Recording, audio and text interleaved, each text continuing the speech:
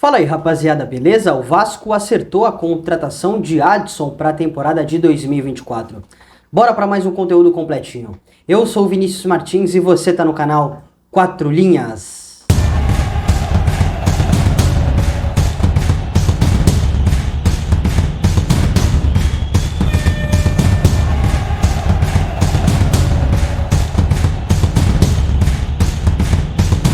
O Adson é um meia de 23 anos, revelado nas categorias de base do Corinthians. Ele subiu pro profissional em 2021. Na equipe paulista ele nunca foi um protagonista, tá? Mas ele acumulou bons jogos, principalmente em 2022, ainda nas mãos do Vitor Pereira, e no ano passado também, seja com o Fernando Lázaro ou nas mãos do Vanderlei Luxemburgo. E esses bons desempenhos, esses bons jogos que ele acumulou, fez com que ele fosse vendido ao futebol francês. Chegou ao Nantes ainda no ano passado. Só que na equipe francesa ele também não conseguiu ser protagonista, não conseguiu, na maior parte das partidas, ser um titular. Foram apenas 8 jogos por lá, só 2 iniciando os jogos. Ele, por origem, é um meia, tá? Já atuou mais centralizado, como esse articulador, como esse camisa número 10, mas a esmagadora maioria das partidas jogou pelos lados, seja pelo lado esquerdo, mas principalmente pelo lado direito. O mapa de calor do atleta no Campeonato Brasileiro do ano passado, de 2023, ainda pelo Corinthians, comprova exatamente isso, como ele caiu muito mais pelo lado direito, apesar de ter regiões do campo um pouco marcadas, né, no centro e também um pouco mais pelo lado esquerdo. Os números do atleta, só para a gente iniciar esse embasamento para mostrar como o Adson atua, eu separei alguns dados, algumas estatísticas do Adson em 2023, pelo Corinthians e também pelo Nantes. E eu gostaria de destacar a taxa de assertividade dele nos dribles, mas principalmente nos duelos ganhos. Sabe por que eu estou falando isso? Apesar de ser um meia que atua aberto, ele é um atleta que ajuda demais na recomposição, ajuda muito nessa marcação e apesar de ser bastante franzino, já vou comentar um pouco mais sobre isso, fisicamente falando, é um cara muito batalhador, que se dedica bastante, que a todo momento está tentando roubar a bola do adversário. E em um certo período, ainda no Brasileirão do ano passado, ele esteve entre os principais jogadores do torneio com a maior taxa de duelos vencidos por partida. Do top 5, ele é o único que não é um zagueiro. E comprova bastante isso. E só para a gente ir além, para falar um pouco mais da questão ofensiva e depois retornar para a questão defensiva, para fazer um pouco mais de sentido, eu separei números do Adson com a bola nos pés, atacando, em comparação com o Orelhano no Brasileirão do ano passado. Ah, mas Vini, por que o Orelhano? Porque os dois tiveram um número de jogos parecidos no torneio e atuam na mesma região do campo. Vou colocar a tela para você conferir. Olha aí. Adson e Orelhano. Jogos 15 para o Adson, 18 para o Orelhano no Brasileirão do ano passado. Adson nenhum gol marcado, Orelhano marcou 1. Uma assistência para cada. 3 grandes chances criadas para o ex-jogador do Corinthians e 2 para o jogador argentino. 1,7 drible certo por partida do Adson e 1,3 drible certo por jogo do Orelhano. Finalizações por jogo, Adson 0,7 e Orelhano 0,9.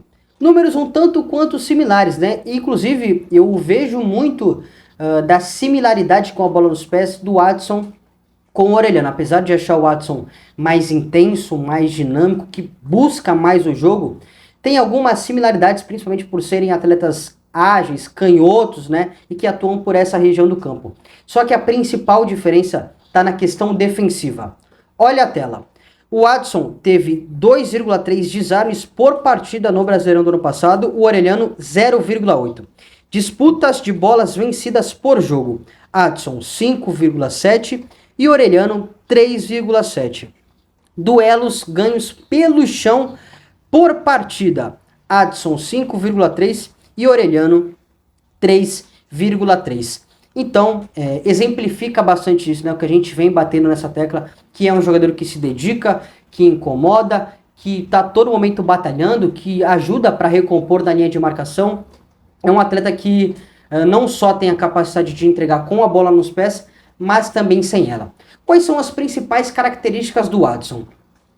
Por ser um meia, ele não é mesmo que atue aberto, ele não é um cara velocista, tá? Então ele não tem a jogada de arranque, de explosão, de 1 contra 1, como por exemplo é o David, né? Inclusive o Watson e o David podem atuar na mesma posição, mas fazem funções totalmente diferentes, né? O David é jogador de arranque, de explosão, de força física. O Watson é mais um meinha, né? Um meia intenso, dinâmico, que busca bastante jogo, que cai bastante por dentro, que pode percorrer o campo todo, que pode jogar pela direita, pela esquerda, pelo centro. Não é um cara com muitas participações em gols, participações em assistências. Não é um cara com uma capacidade de finalização muito grande. É um jogador que tem deficiências físicas, isso a gente falou, né? Ele é muito franzino e isso acaba dificultando um pouco no contato, quando pega um defensor mais, no bom sentido, agressivo, isso acaba incomodando o jogo dele, mas é um atleta que tem uma capacidade de jogar a um toque, de fazer a equipe andar, domina, passa, faz a equipe jogar, enfim, ele tem essas principais características do seu jogo. Acho que defensivamente ele pode se encaixar nessa equipe do Ramon Dias, tá? Acho que é um jogador que tem uma capacidade para recompor, para ter essa recomposição muito grande, para ajudar principalmente o lateral direito. Só que assim, uma coisa que me causa dúvida, e aí eu não estou entrando diretamente na qualidade técnica do Watson, mas principalmente nas características, no estilo de jogo dele, em comparação com as ideias do Ramon. Se a gente for olhar o Vasco do ano passado, era uma equipe que condicionava muito o jogo para força física. Então, Piton em jogada de linha de fundo com velocidade para fazer o cruzamento. O Paulo Henrique, a mesma coisa do outro lado. O Rossi, um atleta de muita força física, que também tem essa capacidade de arranque, de chegar na linha de fundo para realizar o cruzamento. Cruzamentos pro Verratti, jogo bastante condicionado pro 9, né? Cruzamentos de todas as áreas do campo, jogo de pivô pro Verratti. Enfim, uma equipe que se caracterizou bastante por ser muito combativa e ser, com a bola nos pés, uma equipe muito forte fisicamente, de velocidade, de explosão, de jogo de contato. Eu não sei como é que o Watson pode se encaixar nessa equipe do Ramon com a bola nos pés. Agora, se o Ramon tá pensando em mudar um pouco do estilo de jogo, né, tornar o Vasco uma equipe mais técnica, mais cadenciada, com um pouco mais de paciência com a bola nos pés, como é o próprio Payet, como é o próprio Paulinho, aí talvez há ainda mais espaço para o Watson. Dessa forma, com o Vasco, um jogo no bom sentido, tá? Que eu tô querendo dizer, de loucura, de explosão, de força física, de chegada e de empurra, né? Não tô querendo dizer que o time do Ramon é desorganizado, longe disso, mas é um estilo diferente do que o Watson atua, né? Eu vejo um cenário complicado pro Watson conseguir atuar. Enfim, cara, não é um jogador para decidir partida, mas é um atleta habilidoso, bastante ágil, que pode ajudar a depender do contexto, a depender do cenário, né? E o mercado do Vasco deve ser com jogadores com essas características, né? Por exemplo, a minha opinião é que o Watson vem para compor elenco e a depender do cenário pode ser titular.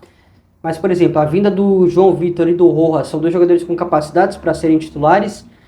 A vinda do David me questiona bastante porque ele vem de desempenhos e temporadas ruins, né? Então é um jogador que, na minha visão, também chega com a expectativa de compor elenco. E o Alexandre Matos falou, né, que o Vasco não vai fazer loucuras, né, nessa janela de transferências. Vai ser uma equipe que vai pensar um jogador aqui, um jogador ali, vai aos pouquinhos reforçando a equipe, um jogador que chega para ser titular, o outro que vem para compor elenco e vai mesclando.